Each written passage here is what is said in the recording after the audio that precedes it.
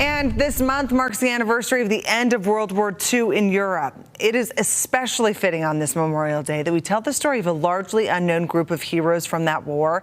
They were the women pilots who flew all kinds of warplanes day and night for a total of 60 million miles. Now, one of the last 11 of these heroes lives right here in Salt Lake City, and she's about to celebrate her 102nd birthday.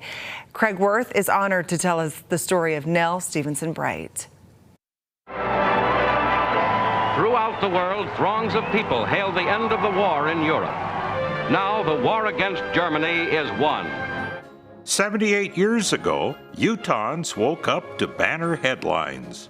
Later, President Truman addressed the nation on radio. This is a solemn but glorious hour. Well, the war was millions of stories of heroes, and one of those stories was nearly forgotten. It's about the women pilots of World War II. They were the WASPs. They trained like all other World War II pilots, except they had to buy their own uniforms and they received no benefits, even if they were one of the 38 women who died in planes while serving their country. They flew thousands of planes from base to base or in training exercises. They flew wherever they were needed and on whatever plane they were given, in all weather, often with only goggles, a compass, and a radio. Day and night, as men were needed for overseas and combat duty. Only a few are still with us to tell their story.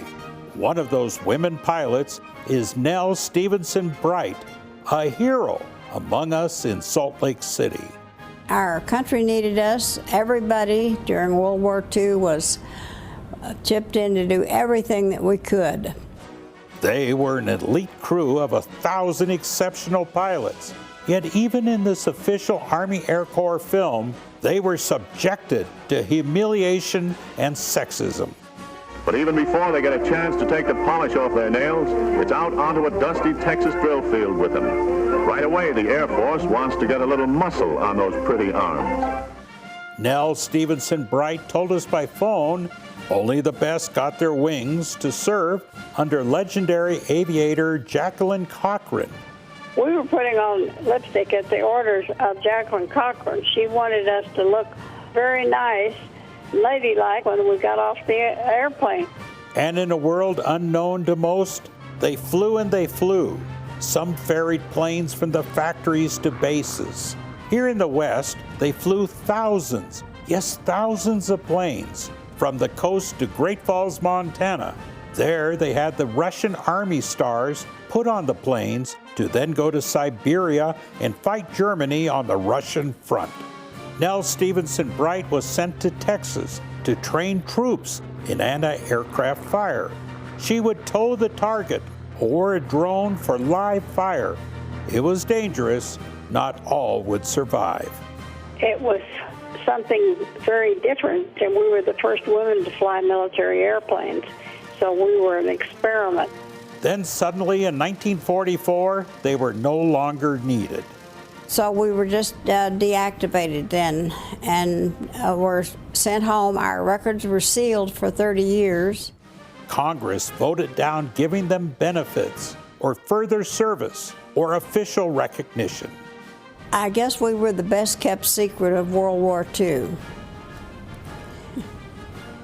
Nell Stevenson Bright would move on to be a Phoenix stockbroker for 50 years before moving to Utah. Finally decided to retire when I was 85. And now Nell Stevenson Bright will be 102 on June 20th. Well, in 1977, the Air Force announced that women could fly military planes for the very first time.